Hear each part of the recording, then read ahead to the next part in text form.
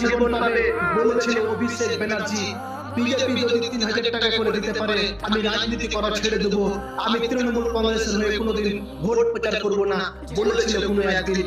তাহলে কি অভিষেক ব্যানার্জির করা এই ভবিষ্যৎবাণী মিলে যাচ্ছে পশ্চিমবঙ্গ রাজনীতির সাথে? ভিডিওটা দেখো, লাইক কমেন্ট শেয়ার করে সাপোর্ট করো তাড়াতাড়ি। লক্ষ্মীর ভান্ডার আজীবন থাকবে। যারা লক্ষ্মীর ভান্ডার দেবো বলছে, আমার চ্যালেঞ্জ দিতে দিকে এখানে ক্যামেরা আছে, 16টা রাজ্যে বিজেপির মুখ্যমন্ত্রী। আমরা যেভাবে পরিবারের সবাইকে লক্ষ্মীর ভান্ডার দিয়েছি, বিজেপির একটা মুখ্যমন্ত্রী যদি করে দেখাতে পারে, আমি মানুষের কাছে কোনোদিন তৃণমূলের ভোট চাইতে আসবো না। অভিষেক ব্যানার্জির ভবিষ্যৎবাণী করা কি হয়েছে সত্য? আপনি কি পেয়েছেন? আপনার পরিবারে কে কে পেয়েছে অন্নপূর্ণা ভান্ডার? তাহলে কি মমতা দিদির মতোই অভিষেক ব্যানার্জির কথাগুলো সত্য হয়ে গেল? ওইদিকে মমতা দিদি বলেছিল, দয়া করে যদি ভোটটা এবার আমাদের না দেন তাহলে আপনাদের বাড়ি ঘর সব কেড়ে নেবে।